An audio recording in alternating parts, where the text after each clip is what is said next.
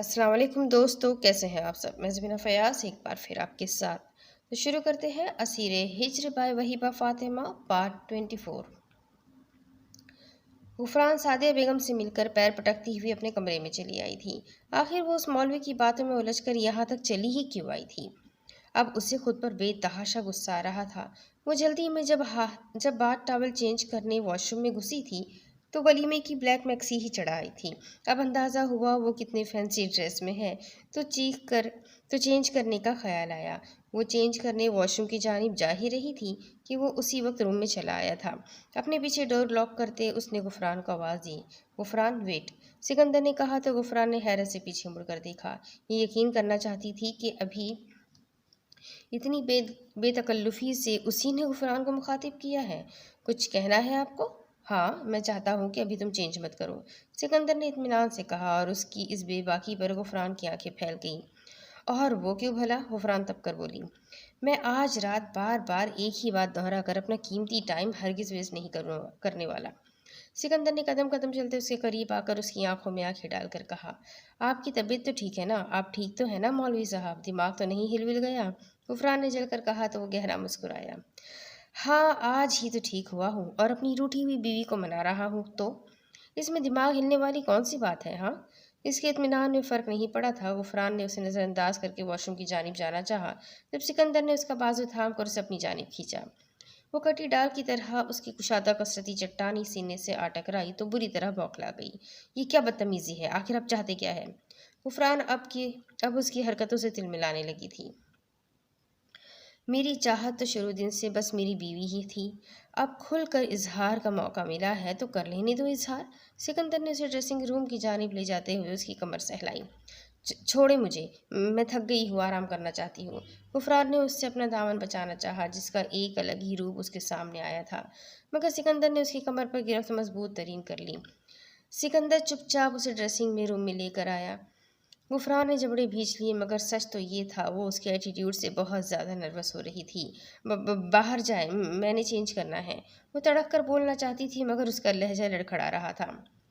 नहीं, मैं तुम्हें मेरी मर्जी का ड्रेस देने आया था, आज तुम वही पहनोगी, अपने शौहर की फरमाइश पर, सिकंदर कहते हुए आगे बढ़ा और कबर्ड से वो रेड नाइट ड्रेस निकाला जिसे पहनकर वो अभी 2-3 दिन पहले उसे अपनी जानिब मुतवज्जा करना चाहती थी। गुफरान का वो ड्रेस देखकर पूरी तरह मीटर घूम गया, तभी उसके हाथ से हैंगर छीन कर फर्श पर पटक दिया। आखिरकार ये ड्रेस दिखाकर आप जताना क्या चाहते हैं मुझे? कि मैं आपके करीब आने के लिए मरी जा रही हूँ, इसीलिए आप ये सब करके मुझ पर एहसान करना चाहते हैं? तो ऐसा कुछ भी करने की ज़रूरत। गुफरान जो हलक के बल चिल्ला रही थी उसकी ज़बान को ब्रेक तब लगी थी जब सिकंदर ने झुककर फर्श से वो हैंगर उठाया, बहुत ही जारहाना तेवर लिए उसको अपनी चट्टानी गिरफ्त में लिया और लाइट ऑफ कर दी। मैं ये ड्रेस दिखाकर इसमें तुम्हारे दिलपजीर सरापा संग तराशे बदन को देखकर तुम्हें ये जताना चाहता हूँ कि मैं तुम्हारे करीब आने के लिए मरा जा रहा हूँ। पिछली तमाम बातें भूलकर तुम्हारे पोर पोर पर अपनी मिल्कियत की छाप छोड़कर तुम्हें बताना चाहता हूँ कि मैं तुमसे कितनी मोहब्बत करता हूँ। मैं आज रात खुद को मुकम्मल करके ये बताना चाहता हूँ कि तुम सिर्फ और सिर्फ मेरी हो। सिकंदर की गंभीरता से भरपूर जानलेवा सरगोशियों के साथ उसके हाथों की भरा गुस्ताखियाँ गुफरान की 14 तबक रोशन कर चुकी थी। जब सिकंदर ने हाथ बढ़ाकर लाइट ऑन की तो ब्लैक मैक्सी गुफरान के कदमों में ज़मीन बोस थी, जबकि वो उस सुर्ख नाइट ड्रेस में उससे निगाहें मिलाने के काबिल नहीं रही थी। तभी उसकी जानिब पुश्त करते गुफरान ने अपना चेहरा छुपा लिया। ये क्या क्या हरकत थी? हाँ, गुफरान ने अपनी शर्मो हया को गुस्से के पैराए में लपेटना चाहा। मेरे इरादों के सामने छोटी सी गुस्ताखी तो अभी पानी भरने वाली है बेगम, सिकंदर ने कहते उसका रुख एक झटके से अपनी जानिब किया और उसके हाथ अपनी शर्ट के बटनों पर रखे। वो अब झुका उसके चेहरे का एक एक नक्श अपने लबों से छूकर मौतबर कर रहा था। गुफरान बेदम सी उसके सहारे खड़ी रही। सिकंदर, उसने उसे पुकारना चाहा मगर सिकंदर उसकी सांसों पर काबिज हुआ। यूं ही उसे अपनी दस्तरस में भरे बाहों में भरा और कमरे में लाकर बेड पर लिटाया। गुफरान खुद में सिमटी, मगर वो अपने कहे के मुताबिक वाकई उसके पूर पूर पर अपनी मिल्कियत की छाप छोड़ने लगा था। गुफरान ने उससे दूर होने की कोशिश की। उसकी बेबाक जसारतें बर्दाश्त करना अब उसके बस की बाहर की बात हुई जा रही थी। मगर सिकंदर ने उस पर मुकम्मल दस्तरस इख्तियार करते उसे खुद में भींच लिया। ये रात काफ़ी गहरी और मानी खेज थी। रात का गहरा फुस्सो चारों तरफ फैलता पाकीज़ा रूहों की मिलन में मददगार साबित होता रहा। सुबह सोहन की आंख खुली तो खुद को यशम सुल्तान के सीने पर सर रखे हुए पाया। नमाज का वक्त गुजर चुका था। वो देर तक सोती रही तो सदमे के मारे बुरा हाल हो गया। उफ, नमाज छूट गई। सोहन का सदमा किसी तौर कम नहीं हो रहा था। उसने उठना चाहा मगर रेशम की गिरफ्त इंतहाई मजबूत थी कि वो एक झटके से उठती फिर से रेशम के सीने से अटक टकराई। यश, सुबह हो गई। सोहन ने उसकी जानिब देखा तो उसे खुद की जानिब देखते पाकर रूहान सी आवाज़ में कहा, जानता हूँ, मैं सिर्फ ये पूछने के लिए जाग कर तुम्हारे जागने का इंतज़ार कर रहा था बर्फ़ी कि ये क्या है। यशम सुल्तान ने उसकी कलाई में मौजूद कंगन में उंगली फंसाकर उसकी आंखों के सामने लहराई तो सोहन के हाथों के तोते उड़ गए। यश, अभी वो अपने इस अमल की कोई तर्जीह पेश कर दी कि यशम का फ़ोन रिंग हुआ। सोहन को महसूस हुआ फ़ोन की रिंग सुनकर यशम सुल्तान संजीदा हुआ था और उसे अपनी गिरफ्त से आज़ाद कर दिया। सोहन उठकर वॉशरूम में गुम हो गई। इसके बाद वो दोपहर तक घर पर रहा मगर दोपहर को ही वो कमरे में आया और सोहन को नरमी से कहा कि उसे इमरजेंसी में पहली फ़्लाइट से कराची जाना है तो वो उसकी पैकिंग कर दे। सोहन के चेहरे पर वो वाज़ेह तौर पर घबराहट और परेशानी देख सकता था मगर इस मामले में वो बेबस था। इसीलिए ना चाहते हुए भी शाम 6 बजे की फ़्लाइट से पंजाब से निकलना ही पड़ा। वो काफ़ी दिन पूरे बैतुल सुल्तान में बौलाई फिरती रही। हद तो ये थी कि अगले दिन अरीब औज़गुल को बैतुल सुल्तान छोड़कर वो भी कराची चला गया था। अब वो थी और उनकी परेशानियां, वहम और वसवसे। अजीब बेकरारी थी जो दिलो जान का आज़ार बन गई थी। सोहन ने फ़ोन उठाकर दोबारा चेक किया। शायद कोई मैसेज, कॉल या कोई मुहम सा इशारा जिससे पता ही चल जाता कि वो दुश्मन जा बेमहर सितमगर शख्स उसकी रगोजां में अपना एहसास तारी करके यूं मंजर से ही गायब हो जाएगा। तकरीबन 1 हफ्ता हो चुका था उसे गए, बस कह कर गया था कि कराची जा रहा है। इसके बाद कोई अता पता नहीं था और सोहन को यूं महसूस हो रहा था जैसे एक एक पल एक एक सदी पर मुहित हो गया हो। दिल में अजीब वहम वसवसे से पैदा हो जाते थे। लाशौरी तौर पर ही सही हर वक्त ध्यान उसी की जानिब लगा रहता था। सोहन ने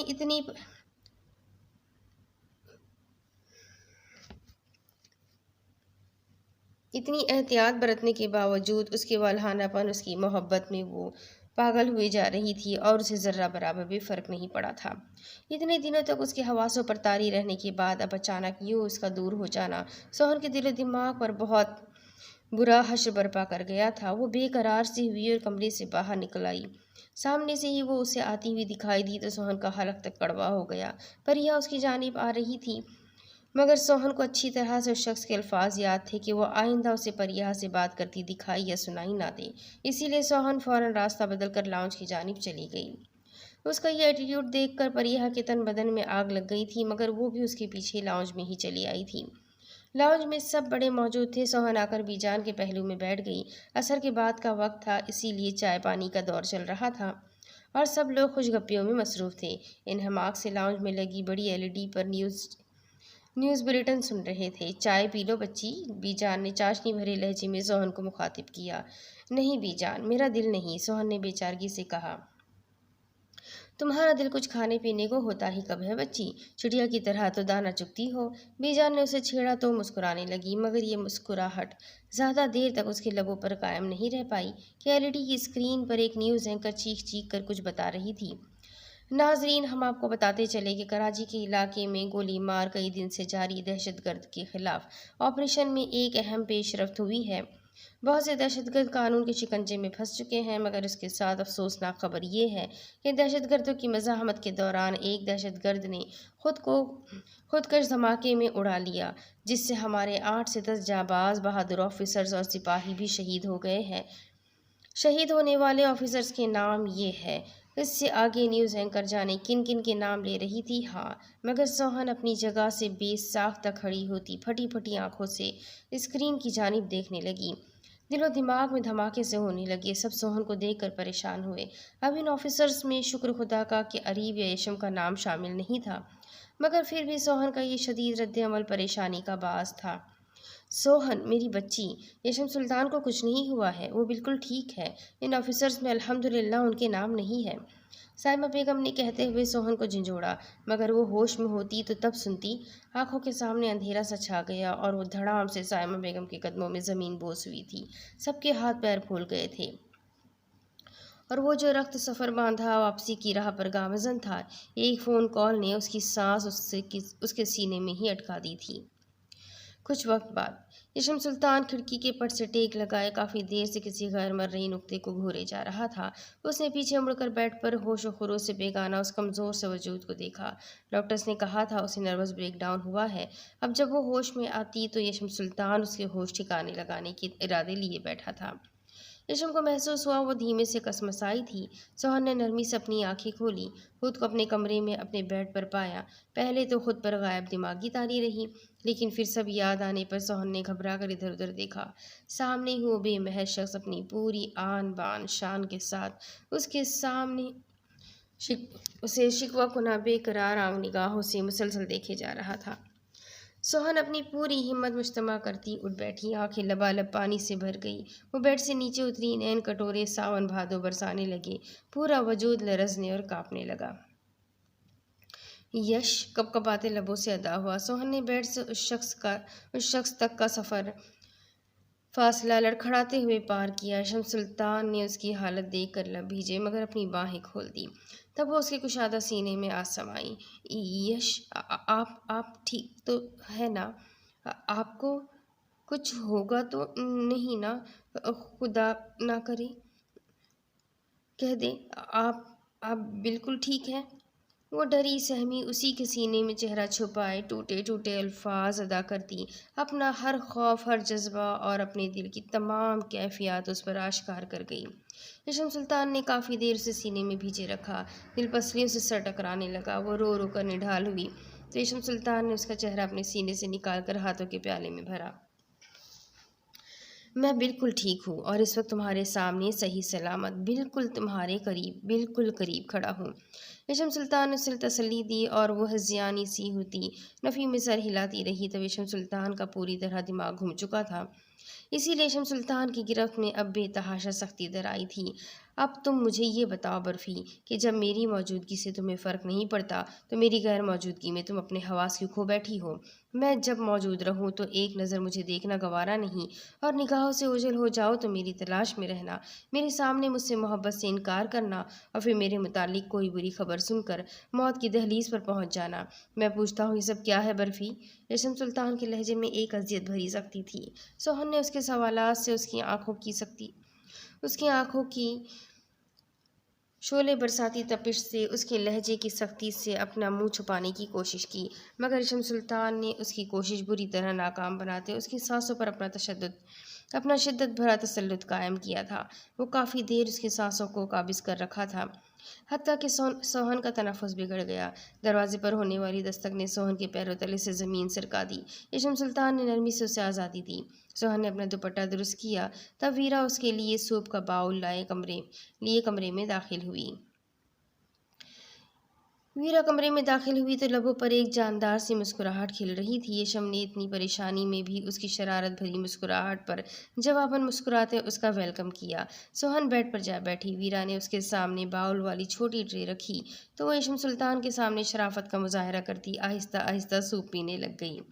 यशम वीरा के करीब आया और उसके सर पर एक बहुत प्यार से हाथ रखा। मेरी गुड़िया के इस खुराफाती दिमाग में अब क्या खिचड़ी पक रही है? यशम ने पूछा तो वीरा ने दांत निकाले। अरीब लाला के नाक में दम करने का फुल प्रूफ प्लान बनाया है मैंने। वीरा मानी खेजी से मुस्कुराई तो यशम सुल्तान की मुस्कुराहट भी गहरी हो गई। उस दिलकश चिरागों से रोशन मुस्कुराहट को एक खास हस्ती कुन आँखियों से बगौर देख रही थी। और वो कैसे? यशम ने उसे मसनूई घूरी से नवाजा। जी बिल्कुल, आपको बता दूं ताकि आप फौरी अपने बेस्ट फ्रेंड को बता दें। हाँ, वीरा ने कहते कंधे उचकाए, मतलब बताने का कोई इरादा नहीं था। नहीं बताओगी? نہیں بتاؤں گا، پرومس، ایشم نے اسے اطمینان دلانے کو کہا۔ مجھے پتا چلا اریب لالا شام تک یہاں پہنچ جائیں گے۔ اس سے پہلے ہی میں اوزگل کے ساتھ بشارت والی حویلی میں جا رہی ہوں۔ بی جان کی طبیعت نہیں ٹھیک، ایک فنکشن اٹینڈ کرنا ہے ان کی جگہ، اور ویسے بھی ہمارا مکلاوا بھی پینڈنگ ہے ابھی۔ ویرا نے شرارت بھرے لہجے میں کہا تو ایشم سلطان بھی مسکرا دیا۔ لالا کے پہنچنے پر انہیں اپنی بیگم اپنے کمرے میں نہیں ملی تو وہ بال مچا دیں گے۔ ایشم سلطان نے ویرا کو گھورا مگر وہ یوں ہی دانت نکالتی کمرے سے غائب ہو گئی تھی۔ شام کے وقت اریب اور انیل حویلی واپس آئے تو حویلی میں جیسے آلو بول رہے تھے۔ گھر پر کوئی من پسند رونق ہی نہیں تھی۔ سب اس وقت سوہن سمیت حویلی کے لاؤنج میں موجود چائے پی رہے تھے۔ انیل اور اریب سے دعا سلام کے بعد اپنے اپنے کمرے میں گئے تو وہاں کوئی نہیں تھا۔ وہ دونوں تل ملا کر باہر آئے۔ اریب اور انیل ایک دوسرے کو دیکھتے وہ ایک سیکنڈ میں سمجھ گئے کہ ویرا نے ضرور کوئی کرتوت کی ہے۔ اریب نے دانت کچکچائے۔ انیل کدھر ہے تمہاری سرپھری پاگل بیوی؟ اریب گرایا۔ ہا ہا ہا ہا، پاگل آپ کی پاگل بہن پلس سالی آپ کو پاگل بنا کر چلی گئی لالا۔ انیل کو اس کی حالت دیکھ بڑی ہنسی آئی مگر کنٹرول کیے رکھا کہ اسے اپنے دانت بہت پیارے تھے۔ اریب نے خوخار نگاہوں سے اسے گھورا۔ یہ میری دی گئی چھوٹ نے سب کے پر نکال دیے ہیں۔ میمی گل بھی اپنی بہن کے ساتھ چلی گئی اور تم بھی میرے سامنے کھڑے بکواس کر رہے ہو۔ وہ ایک دم گرایا کہ داجی بھی لاؤنج سے ان کے پاس چلے آئے۔ برخوردار، کیا مسئلہ ہے؟ کیوں چلا رہے ہو؟ داجی نے ماتھے پر بل ڈالے پوتے کے پاتھے کی تیوریاں ملاحظہ کی۔ داجی، اوزگل کہاں ہے؟ اور مجھ سے پوچھے اور بتائے بغیر وہ حویلی سے باہر کیوں نکلی؟ اریب نے اپنے عقیل لہجے پر حتی الامکان قابو پانے کی کوشش کی۔ خانزادہ تیسوار خاں صاحب، اس کے ماں باپ بہن کا بھی کوئی حق ہے اس پر، تو وہ لے گئے ہیں اسے، اب کل جا کر اسے لے آنا اس کے مائکے سے۔ اس میں اتنی بڑی کیا بات ہے؟ داجی نے لاپرواہی سے کہا۔ باعمر مجبوری اریب کو اپنا منہ بند رکھنا پڑا۔ داجی اسے مزید پتنگے لگاتے مردان خانے کی جانب چلے گئے۔ یشم سوہن کا ہاتھ تھامے ان کے قریب آیا۔ کیا ہوا ہے لالا؟ اتنے اپسیٹ کیوں دکھائی دے رہے ہیں؟ یشم انجان بنا۔ اریب نے اسے گھورا۔ تمہیں کیا شوق چڑھایا ہے اپنی بیوی کے سنے مجھ سے اپنی بیوی کے سامنے مجھ سے اپنا جبڑا توڑوانے کا؟ اریب کاٹ کھانے کو دوڑا تو یشم سلطان آنکھ ونک کرتا ہوک بنی سوہن کا ہاتھ تھامے اپنے روم کی جانب چلا گیا۔ انیل نے بڑی مشکل سے اپنی بتی سی اندر کی۔ آپ سے 2 ہاتھ آگے نکلی آپ کی سالی۔ کہا تھا مجھے ہنی مون پر پیرس بھیج دیں گے مگر نہیں، آپ کو ہی میری شیرنی سے الجھنے کا شوق تھا۔ انیل نے اپنی بھڑاس نکالنی چاہی کہ اریب نے اس کے منہ پر مکہ جڑ کر اس کا منہ بند کر دیا اور وہ کرا اٹھا مگر کہا لگا کر ہنس پڑا۔ کمینے، سنبھال اپنی والی کو ورنہ۔ اریب ابھی بول نہیں پایا تھا کہ انیل نے اس کے سینے پر مکہ جڑا۔ لالا، بیگم کا مذاق نہیں، مجھے جو مرضی کہو، اسے کچھ نہیں کہنا۔ انیل نے دانت نکالتے اس کے گھوسوں سے بچنے کو ادھر ادھر بھاگنے لگا۔ یہی تمہاری فسادن بیوی تمہاری جان کو آئے گی کسی دن، اریب نے چڑھ کر کہا۔ جی وہ ویسے ہی میری جان کو آئی ہوتی ہے، کل کمرے سے نکالنے چلی تھی، پتہ نہیں کیا ہوگا میرے فیوچر کا، انیل نے دہائی دی۔ بیڑا غرق۔ اوپر کھڑے یشم نے ٹکڑا جوڑ کر دونوں پر پیٹرول چھڑکا۔ وہ بلبلا کر اس کی جانب بھاگے۔ وہ چھپاک سے کمرے میں بند ہوا تھا۔ اگلے 3 دن بے تحاشا مصروف گزرے۔ یشم چاہ کر بھی ان دنوں کسی ایک رات بیت السلطان نہیں رک پایا تھا۔ بس دن میں اس کی خبر گیری کو آ جاتا۔ اب بھی وہ 2 دن سے غائب تھا۔ سوہن اپنے کمرے میں اداس سی بیٹھی تھی۔ اس سے فون پر بات کی تو اس کے آنے کی اطلاع سن کر اسے تسلی ہوئی مگر پھر بھی دل و جاں کو ہر وقت ایک دھڑکا ایک خدشہ سا لاحق رہتا تھا۔ وہ 2 دن سے غائب تھا۔ اس کی سلامتی کی دعائیں ہر وقت وہ زیر لب مانگتی رہتی تھی۔ عجیب بے کل سا دن تھا۔ اس نے سب کے ساتھ لنچ کیا اور اب عصر کی نماز کے بعد وہ بستر پر نیم دراز ہو گئی تھی۔ سوچوں کا مہور اب بھی بس ایک شخص کی ذات کے گرد ہی گھومتا رہتا تھا۔ وہ کب غنودگی میں گئی اسے پتہ ہی نہیں چلا۔ وہ گاڑی ڈرائیو کر رہا تھا جب فون رنگ ہوا۔ فون اٹھا کر دیکھا تو خوشگوار حیرت ہوئی۔ فون جلدی سے یس کر کے کان کو لگایا۔ اگلی کچھ ساعتیں خاموشی کی نظر ہو گئی۔ وہ جانتا تو وہ اسے مخاطب کرنے کو الفاظ ڈھونڈ رہی ہے۔ السلام علیکم، یشم نے ہی بات کا آغاز کیا۔ وعلیکم السلام۔ وہ سلام کا جواب دے کر کنفیوز سی خاموش ہو گئی۔ تمہیں مجھ سے بات کرنے کے لیے اتنا اتنا کنفیوز ہونے کی کوئی ضرورت نہیں میری جان، جو دل میں ہے وہ بول سکتی ہوں۔ شمس سلطان گہرا مسکرایا۔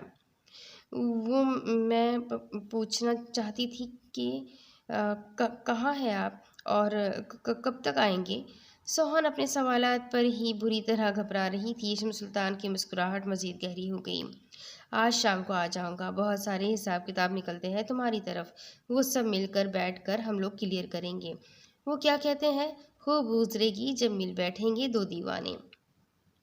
ریشم نے اسے چھیڑنے کی بجائے سیدھا سیدھا اپنے آنے کی اطلاع دی تو سوہن نے گھبرا کر اللہ نگہبان بول کر جلدی سے فون رکھ دیا۔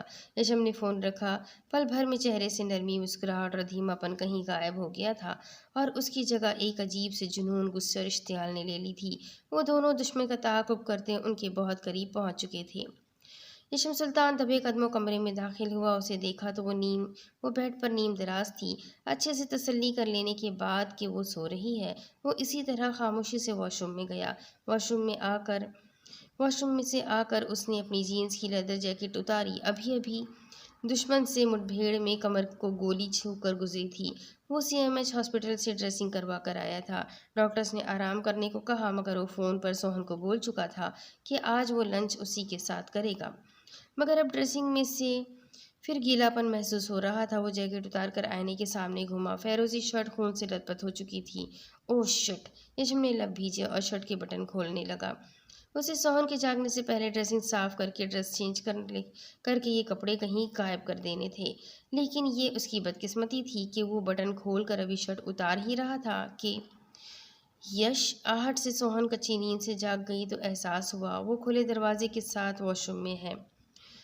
آج کل وسوسوں نے تو ویسے ہی جان کھائی ہوئی تھی تو دل عجیب ہوا تو وہ بغیر سوچے سمجھے واش روم میں چلی آئی، لیکن اگلا منظر اسے خوف اور ضد سے لٹھے کی مانند سفید کرنے کو کافی تھا۔ سوہن نے پھٹی پھٹی آنکھوں سے دیکھتے اپنے ہونٹوں پر دونوں ہاتھ جما کر اپنی چیخ کا گلا گھونٹا۔ ریشم اپنی شرٹ اتار کر واش بیسن میں پھینکتے اس کی جانب لپکا۔ برفی، میں ٹھیک ہوں، بالکل ٹھیک، صحیح سلامت، تمہارے سامنے دیکھو، یہ بس معمولی سا زخم ہے، ٹھیک ہو جائے گا، بلیو میں بالکل ٹھیک ہوں۔ شرٹ لیس اس کے سامنے کھڑا یش اپنا زخم تو بھول ہی گیا۔ چہرہ ہاتھوں میں بھر کر اس کے آنسو صاف کیے جو تواتر سے گالوں پر بہہ رہے تھے۔ سوہن بلک بلک کر رونے لگی۔ برفی، ریشم نے اسے پھر سے کچھ کہنا چاہا، مگر سوہن نے اس کے ہاتھ خود پر سے جھٹکے اور بھاگ کر واش روم سے نکلتی ڈریسنگ روم میں غائب ہو گئی۔ اس واقعے کو ایک ہفتہ گزر گیا۔ ریشم نے نوٹ کیا کہ وہ پھر سے اس سے دور بھاگنے لگی ہے، کھوئی سی خاموش رہتی ہے، ڈھنگ سے کچھ کھاتی پیتی بھی نہیں تھی، اور یہ ساری رپورٹ سائمہ بیگم نے اسے دی تھی۔ اس کی صحت دن بدن گر رہی تھی، جانے کیا بات کیا روگ تھا جو وہ اپنی جان کو لگائے بیٹھی تھی، اور آخر آج وہ سائمہ بیگم کی اسے ساری حقیقت بتا دینے کے بعد ریشم سلطان نے بہت سنجیدگی سے اس کی جانب اپنی توجہ مبذول کی تو یہ ادراک ہونے پر کہ وہ ٹھیک نہیں، وہ بے تحاشا پریشان ہوا تھا، اور آج سب کچھ نظر انداز کر کے وہ تقریباً زبردستی اسے کھاریا لایا کہ وہ اس کے ساتھ کہیں جانے کو تیار نہیں تھی۔ وہ اس کی دستر سے دور بھاگ جانا چاہتی تھی۔ کھاریا پہنچ کر اسے پہلے اشرف کمال سے ملوایا، اور اب ریشم سلطان ماتھے پر بلوں کا جال لیے MH ہاسپٹل ڈاکٹر الماس کے سامنے سنجیدگی سے ڈرائیو کر رہا تھا۔ وہ اسے CM کے پاس لایا تھا۔ ہاسپٹل پہنچ کر پارکنگ میں گاڑی کھڑی کی، پھر اس کا ہاتھ تھام کر اسے اندر لایا۔ ہاسپٹل کے چپے چپے سے واقف ہونے کی وجہ سے وہ بآسانی ڈاکٹر الماس کے کیبن میں پہنچ گیا۔ سوہن کو ان کے حوالے کر کے وہ کافی دیر تک باہر بیٹھا رہا۔ ڈاکٹر نے تقریباً 1 سے 2 گھنٹے اس کی کاؤنسلنگ کی تھی۔ ڈاکٹر الماس اندر روم سے باہر آئی تو ریشم سلطان بے قراری سے ان کے ٹیبل تک آیا اور ان کے سامنے بیٹھ گیا۔ ڈاکٹر، کیا ہوا ہے میری وائف کو؟ وہ دن بدن کمزور ہوتی جا رہی ہے، اس کی صحت گرتی جا رہی ہے، ایسا کیوں ہے؟ اب تو اس کے اوپر کوئی ذہنی دباؤ بھی نہیں ہے، میں اس کی ہر پریشانی اس سے دور کر چکا ہوں، تو مجھے سمجھ نہیں آتی کہ اسے دن بدن ہو کیا رہا ہے، ریشم سلطان نے بے تاثر لہجے میں بے بسی سے کہا تھا۔ ان کے ہر فکر غم پریشانی کی وجہ صرف اور صرف آپ کی ذات یا آپ کا پروفیشن ہے مسٹر ریشم سلطان خانزادہ۔ ماہر نفسیات ڈاکٹر الماس کی بات پر ریشم سلطان بے تحاشا چونک گیا تھا، تبھی سوالیہ نگاہوں سے اس کی جانب دیکھے گیا کہ وہ اپنی بات مکمل کرے۔ دیکھیں، وہ اپنی ماضی کی وجہ سے اپنے حال اور مستقبل سے پریشان ہے۔ وہ ماضی میں اپنا ہر قریبی رشتہ کھوتی رہی، جس کی وجہ سے ان کے لاشعور میں یہ بات گھر کر گئی ہے کہ وہ جس کے قریب جاتی ہے وہ اس دنیا سے جا کر ان سے دور ہو جاتا ہے۔ ایک طرف ان کا ایمان پختہ ہے کہ نحوست جیسی کوئی چیز نہیں ہوتی، لیکن دوسری جانب ان کے دماغ میں کئی لاشعور میں یہ بات پختگی سے بیٹھ چکی ہے کہ ان سے ان کا ہر عزیز اور قیمتی رشتہ کھو جاتا ہے، اور اب وہ آپ سے اس قدر بے تحاشا محبت کرتی ہے کہ آپ کو لگنے والی ذرا سی چوٹ سے ان کا اندر سہم جاتا ہے۔ انہیں یہ ڈر ہے کہ وہ آپ کو کھو نہ دے۔ ڈاکٹر نے یشم سلطان کو تفصیل بتا کر اس کا دل مزید بوجھل کر دیا تھا، اور اسے اس خوف سے نکالنے کا کوئی آسان حل ڈاکٹر، بہت آسان ہے مسٹر یشم سلطان۔ وہ ہر وقت یہ لا یعنی سوچے پالے گی تو یہی نتیجہ نکلے گا، لیکن اگر ایسا ہو کہ 24 گھنٹے ان کا دھیان کسی خاص چیز میں لگا رہے تو اس کے لیے آپ کو اپنا رشتہ مزید مضبوط کرنا ہوگا۔ آپ کو اپنی وائف کی زندگی اور صحت کے لیے ایک بیبی پلان کر لینا چاہیے۔ وہ اس کے بعد جب ہر وقت ہر پل اپنے بیبی میں بزی ہو جائے گی تو انہیں ان فضول کی سوچوں سے چھٹکارا مل جائے گا، اور کسی حد تک یہ وہم بھی دور ہو جائے گا کہ ان سے ان کی ہر قیمتی چیز کھو جاتی ہے۔ ڈاکٹر الماس بول کر مسکرائی جب کہ یشم سلطان نے ایک پرسکون سانس خارج کی تھی۔ انشاءاللہ ڈاکٹر، اگر اللہ تعالیٰ نے چاہا تو جلد اس کا دامن خوشیوں سے بھر دوں گا، یشم سلطان نے جھیپ کر کہتے دوسری جانب دیکھا۔ اوہ میجر، یقین نہیں آتا کہ آپ شرما رہے ہیں۔ ڈاکٹر الماس مسکرائی۔ ڈاکٹر، کیا میں اپنی وائف کو یہاں سے لے جا سکتا ہوں؟ جی جی بالکل، میں سکون آور میڈیسین لکھ دیتی ہوں، وہ باقاعدگی سے یوز کروائے۔ کچھ ملٹی وٹامنس ٹیبلٹس بھی ہے۔ اس کے علاوہ ابھی پریگننٹ ہونے تک اچھا ہے کہ ہر منتھ ان کا چیک اپ کرواتے رہیں۔ ڈاکٹر الماس کے کہنے پر یشم سلطان نے اس بات میں سر ہلایا، اپنی جگہ سے اٹھا اور اندر کیبن کی جانب گیا۔ سوہن کا پھر سے ہاتھ تھام کر وہ باہر نکلا۔ ڈاکٹر الماس سے مل کر ہاسپٹل سے باہر نکل آیا۔ وہ لوگ اشرف کمال کے گھر آئے تھے۔ سوہن کو اس کے بابا کے پاس چھوڑ کر وہ گھر سے باہر نکل آیا اور سب سے پہلے اریب سلیمان خان زادہ کو کال ملائی تھی۔ سلام دعا کے بعد یشم سلطان نے ڈاکٹر سے ہونے والی تمام گفتگو اریب کے گوش گزار کر دی۔ ساری بات سن کر اریب سلیمان خان زادہ کا دل کیا اپنا سر دیوار میں دے مارے۔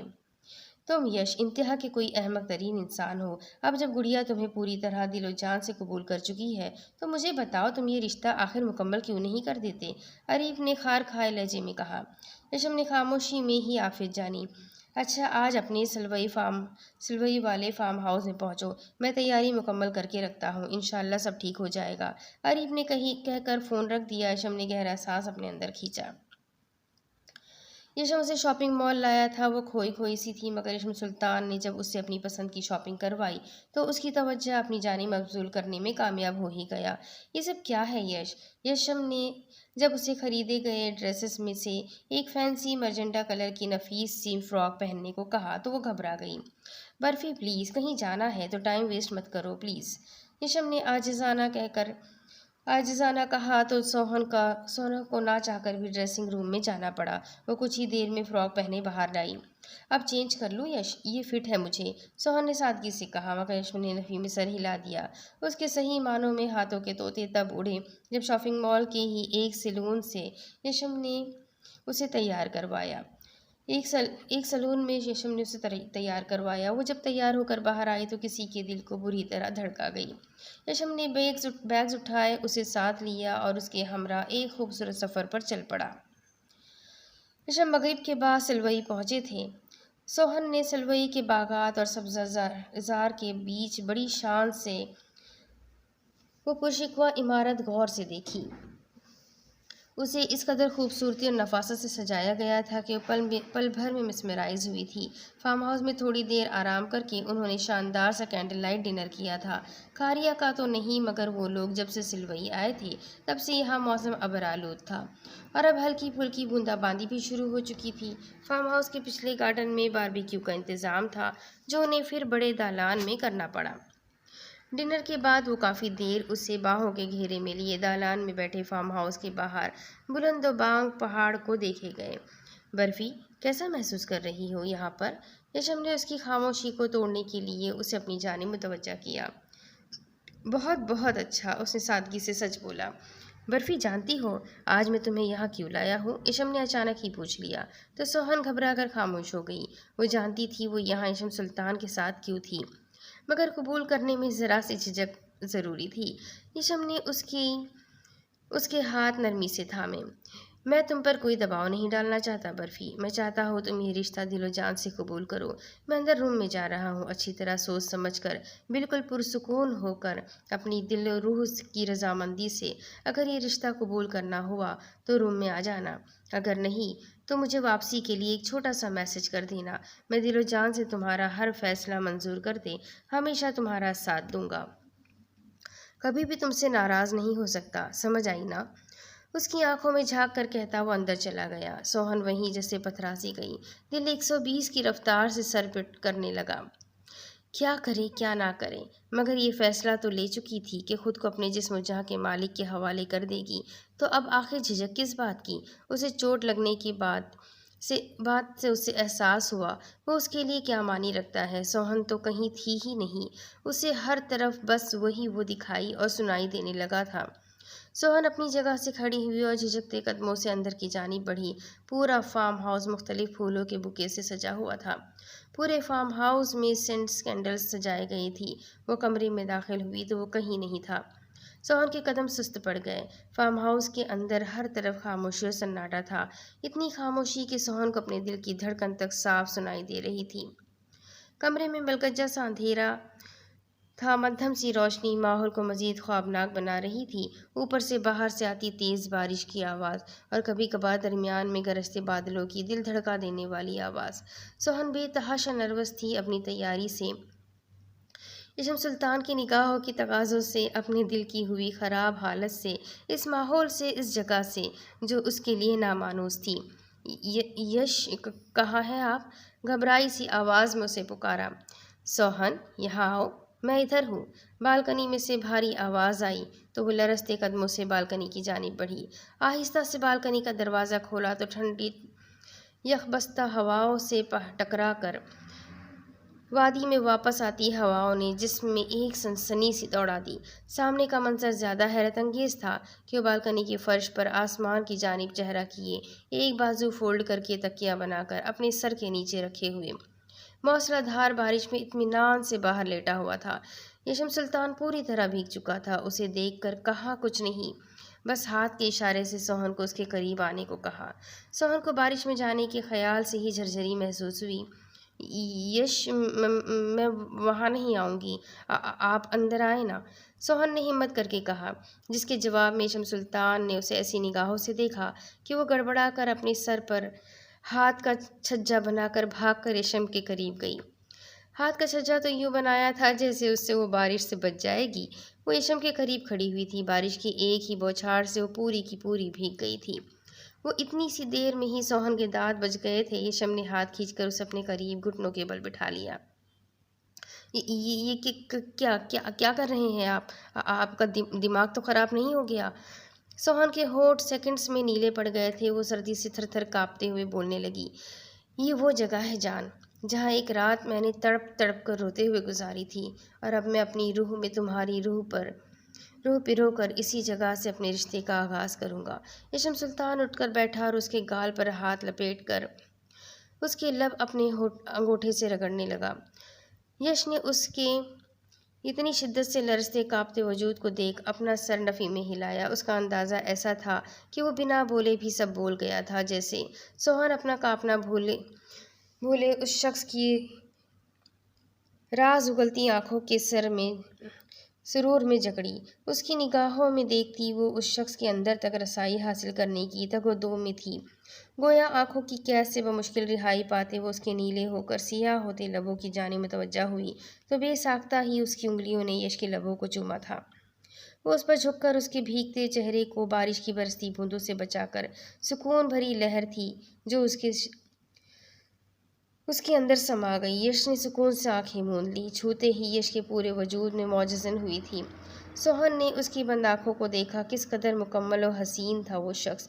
عجب لمحہ شناسائی تھا کہ سوہن کی آنکھوں کی پیاس تھی کہ بجھنے کا نام نہیں لے رہی تھی۔ آنکھیں کچھ لمحہ موندے رکھنے کے بعد دوبارہ سے آنکھیں کھولتے یش نے اس پریوش کو پر یش کی نگاہوں کو پکڑا۔ یش کی نگاہیں اس قدر محبت کی تپش لیے تھی کہ سوہن کے گلاب کی پنکھڑیوں کی مانند لب ایک بار پھر سے کپکپانے لگے تھے اور اس کے آرے سرخ کندھاری پڑنے لگے تھے۔ یش، مجھے بہت زیادہ سردی لگ رہی ہے، میں مر جاؤں گی ٹھنڈ سے۔ سوہن اس کے سینے پر ہاتھ رکھتی نیلے پڑتے وجود سے تھر تھر کانپتی بولی۔ یشم سلطان نے اٹھ کر اسے باہوں میں اٹھایا۔ سوہن سردی سے کانپتی اس کے جسم کی حرارت پانے کو اس کے کشادہ سینے سے لپٹ گئی تھی۔ اس کی نبض کی بقا کو ضروری ہے تیرا لمس، خوشبو تیرے وجود کی سانسوں کا رزق ہے۔ یشم سلطان نے شعر پڑھتے اس کی پلکوں کو اپنے لبوں سے چھو کر بوجھل کیا۔ وہ اسے باہوں میں بھرے روم میں آیا اور بالکنی کا ڈور لاک کر دیا۔ کمرے میں موجود آتش دان میں لگی آگ کی وجہ سے کمرے کا ٹیمپریچر زیادہ تھا، اسی لیے کمرے میں اچھی خاصی گرمائش تھی۔ وہ اب بھی تھر تھر کانپ رہی تھی۔ یشم اسے ڈریسنگ روم لے کر گیا اور نیچے اتارا۔ سوہن بری طرح کپکپائی۔ یشم نے اپنا کوٹ اتارا اور اسے کھینچ کر اپنے سینے سے لگا لیا۔ اب یشم کے ہاتھوں کی انگلیاں سوہن کو اپنی کمر پر گردش کرتی محسوس ہوئی تو سوہن نے زور سے اپنی آنکھیں میچ لیں۔ اس کے بعد اسے کمر سے اپنی فراک کی زپ کھلتی محسوس ہوئی۔ وہ مزید یشم کے سینے میں چھپ گئی۔ یشم نے اس کا چہرہ اپنے ہاتھوں کے پیالوں میں بھرا اور ایک انگوٹھے سے اس کے لب رب کرنے لگا۔ اگر تمہارے مخملی بدن کا احاطہ کرنے بیٹھا تو سردیوں کی 4 طویل ترین راتیں فقط تمہارے یاقوتی ہونٹوں کا دلگداز دشت چھاننے میں لگ جائے گی۔ بھاری گمبھیر شدت بھرے لہجے نے سوہن کے حواس معطل کر دیے تھے، لیکن وہ اس کے چہرے پر جھکا اب اس کے یاقوتی ہونٹوں کا دشت چھاننے میں بری طرح غرق ہو گیا تھا۔ اپنے لبوں کو بے قرار سی جنبش میں ڈھالے یشم سلطان نے اس کے کندھے سے اس کی فراک نیچے کھسکائی۔ سوہن نے اس کی شرٹ کالر سے مٹھیوں میں دبوچی۔ اس کا تنفس بگڑنے پر یشم نے نرمی سے اس سے آزادی دی، مگر ایک مرتبہ پھر اس کی سانس اس کے سینے میں سرکائی۔ جب اپنے سلگتے لب اس کے کندھے پر رکھے، سوہن گہرے سانس بھرتی اپنی اتھل پتھل سانسوں پر قابو پانے کی کوشش کرنے لگی۔ اس کی جسارت بے باکی اور گستاخیاں ایسی تھی کہ ابھی وہ جو ٹھنڈ سے تھر تھر کانپ رہی تھی، اب ماتھے پر پسینے کے ننھے ننھے قطرے ہیرو کی مانند جگمگا رہے تھے۔ یشم نے لائٹ آف کی اور اب جب وہ اس کے ہمراہ کمرے سے باہر آئی تو سوہن یشم سلطان کی ہی بیوٹی خاصا گھبرائی ہوئی سی تھی۔ یشم جو کہ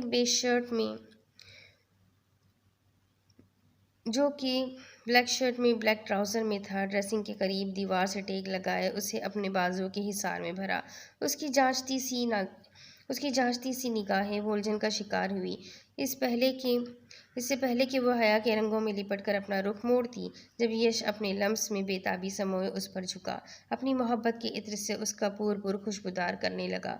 اس کی لمس کی شدت سوہن کے حواس خمسا پر چھانے لگی۔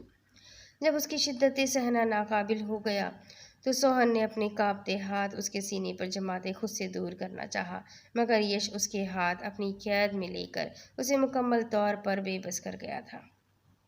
یش، اپنی گردن پر اس کی دیوانگی برداشت کرتے ہوئے سہمے لہجے میں اسے پکار گئی۔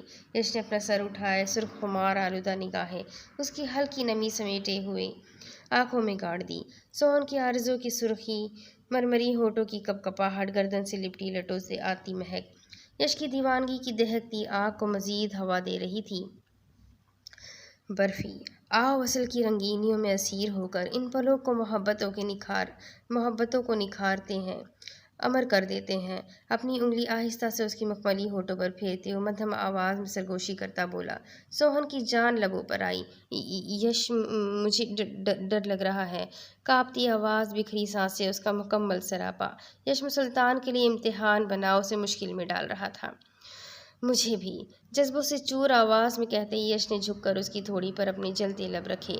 اس کے لمس کی آگ سے جھلستے سوہن کی آنکھیں بند ہوئی تھیں۔ برفی، بہت دور یا سہی ہے، کتنے عرصے اذیتوں کو گلے سے لگائے جیا ہوں، بہت تھک کر تم تک پہنچا ہوں۔ مجھے میری پیاس و تشنگی مٹانے کے لیے اس لمحے خود کو میٹھے سرچشمے سے وجود میں پناہ لینے دو۔ سوہن کی بند ہوئی آنکھوں پر اپنے لب رکھ کر اس کی روح تک سکون بن کر اترتے وہ سحر انگیز لہجے میں بولا، لیکن نہیں، تم صرف مجھے سنو، میرے لمس کو اپنی روح تک اترتے محسوس کرو، اپنے لیے میرے وجود کے پور سے پھوٹتی محبت میں اپنا آپ یوں بھگو لو کہ آنے والے وقتوں میں تم سے میری خوشبو آئے۔ اپنی محبت کی چاشنی سے سوہن کا پور میں مٹھاس پیوست کرتا وہ اسے بھی بہکانے لگا۔ یش اپنے لبوں کا سفر اس کی گردن سے تھوڑی تک لایا۔ سوہن کی گرفت اس کے بازو پر مزید سخت ہو رہی تھی۔ یشم نے اپنا چہرہ اٹھایا، اس کی آنکھوں میں جھانکا۔ سوہن اپنی آنکھیں نیم وا کیے اسے ہی دیکھ رہی تھی۔ وہ اچانک ہی بے قرار سا اس پر جھکا، اس کی سست روانگی سے چلتی سانسوں کو اپنی محبت بھری گرفت میں لے گیا۔ اس کے مخملی ہونٹوں کی نرماہٹوں میں کھویا وہ دنیا جہاں کا ہوش بھلا گیا تھا جیسے۔ یش اسے بہت نرمی سے چھو رہا تھا، گویا وہ کوئی کانچ کی گڑیا ہو۔ لیکن سوہن کی آنکھیں نم ہونے لگیں۔ اسے یش کا نرم لمس بھی شدت بھرا لگ رہا تھا، یا پھر وہ خود میں اس کی شدتیں سہن کرنے کی ہمت نہیں پاتی تھی۔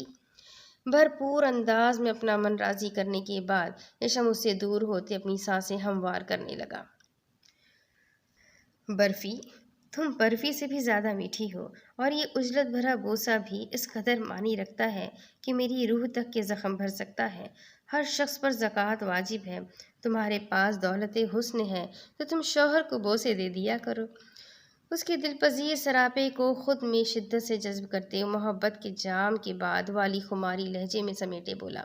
سوہن شرم سے دوہری ہوتے اس کے سینے میں منہ دے گئی۔ یشم کے لبوں پر گہری مسکراہٹ کھل گئی۔ وہ دھیمے سروں میں اس کے کانوں میں محبت بھرے لفظوں کا چاشنی بھرا رس گھولنے لگا۔ اس کی سرگوشیاں ریڑھ کی ہڈی میں سنسناہٹ کر دینے والی تھی۔ ویسے اس ٹی شرٹ میں بہت کیوٹ لگ رہی ہو، اتنی کہ دل چاہتا ہے کہ آج یہ سوہن حلوہ پورا کا پورا کھا جاؤ۔ یشم نے شرارت بھری سرگوشی کی تو سوہن مزید خود مٹ سمٹ گئی۔ اب ضبط کی تنابیں ہاتھ سے چھوٹنے لگی تو یشم نے بہت اچانک جھک کر اسے پھر سے باہوں میں بھرا۔ اس کا ارادہ اور نگاہوں کے تقاضے جان کر سوہن نے اپنی آنکھیں بند کر لی۔ یشم سلطان نے دھیمے سے اسے میرون مخملی بستر پر لٹایا، خود اس کے قریب نیم دراز ہو کر خود پر اس پر گرم کمفرٹر درست کیا۔ سوہن اس کے پہلو میں سمٹ گئی۔ یشم سلطان کے ہاتھ کی انگلیاں اس کے کھلے کرلی بالوں میں گردش کرنے لگی۔ یشم نے کروٹ لی اور اس پر حاوی ہوا۔ کتنا سکون تھا اس وجود میں کہ اس کے قریب آتے ہی رگوں میں ایک عجیب سا سرور سا دوڑنے لگا تھا۔ یشم نے جھک کر سب سے پہلے اس کی گردن کے گرد بازو لپیٹا اور کنپٹی پر اپنے سلگتے لب رکھے۔ سوہن نے اس کی حائل کیے اسے خود سپردگی کا دل آویز احساس دلایا، جس سے یشم سلطان مسرور ہوتے اپنی آنکھیں بند کرتے اپنے لبوں سے اس کے وجود کے نشیب و فراز سے سکون دریافت کرنے لگا۔ سوہن گہرے گہرے سانس بھرنے لگی۔ یشم سلطان نے تمام فاصلے سمیٹتے اسے خود میں جذب کر لیا۔ یش، سوہن نے اسے پکارا، جس کی شدتیں سہن کرنا اب اس کے بس کے باہر کی بات ہوئی جا رہی تھی، مگر یشم سلطان نے اس کے لبوں پر اپنے لب جما کر اس کے الفاظ بھی خود میں مہتم کر دیے تھے۔ باہر طوفانی بارش اب بھی جاری تھی۔ یہ بارش دو محبت کرنے والوں کے حسین ملن کی گواہ بنتی سلوئی کی حسین وادیوں تک اپنا سر پٹکتی رہی تھی۔ اب دوسری طرف ویرا کمرے میں داخل ہوئی تو لبوں پر ایک جاندار سی مسکراہٹ کھل رہی تھی۔ یشم نے اتنی پریشانی میں بھی اس کی شرارت بھری مسکراہٹ پر جواباً مسکراتے ہوئے اس کا ویلکم کیا۔ اب اس کے آگے کی کہانی میں آپ کو اگلی قسط میں سناتی ہوں کہ آگے کیا ہوگا۔ یہ جاننے کے لیے میرے ساتھ بنے رہیں۔ اگلی قسط میں پھر ملیں گے، تب تک کے لیے اللہ حافظ۔